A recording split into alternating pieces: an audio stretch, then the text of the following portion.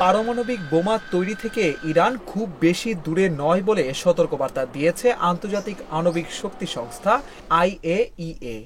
গতকাল বুধবার ফরাসি সংবাদ মাধ্যম লে মন্ডেকে দেওয়া সাক্ষাৎকারে এ তথ্য জানান সংস্থাটির প্রধান রাফায়েল গ্রসি।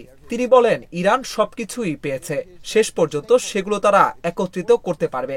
তারা পারমাণবিক বোমা তৈরি থেকে খুব বেশি দূরে নয়।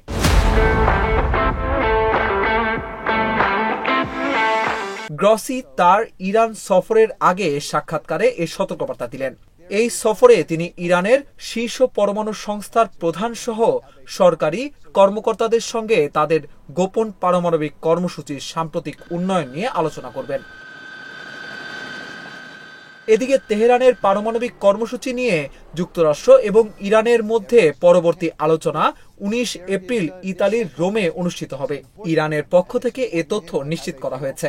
প্রথম দফার আলোচনা ইতিমধ্যে গত সপ্তাহে ওমানে অনুষ্ঠিত হয়েছে। মার্কিন প্রেসিডেন্ট ডোনাল্ড ট্রাম্প এরই মধ্যে একাধিকবার হুমকি দিয়ে বলেছেন, আলোচনায় সমাধান না হলে ইরানের পারমাণবিক স্থাপনায় বিমান হামলা চালানো হতে পারে।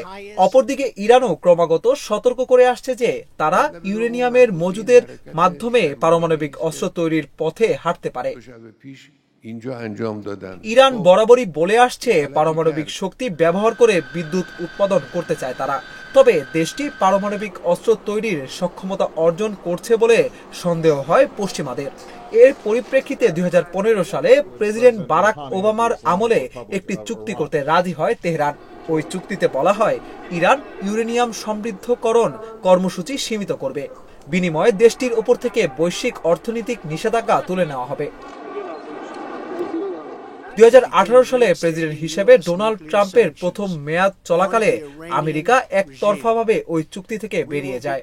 এরপর ইরানের ওপর নতুন করে নিষেধাজ্ঞা আরোপ করেন ট্রাম্প। পরবর্তীতে জো বাইডেন প্রেসিডেন্ট থাকাকালে পুরনো চুক্তিতে ফিরে যাওয়ার তাগিদ দেন। এ নিয়ে বিশ্ব শক্তিগুলো একাধিকবার আলোচনায় বসলেও তার ফলপ্রসূ হয়নি।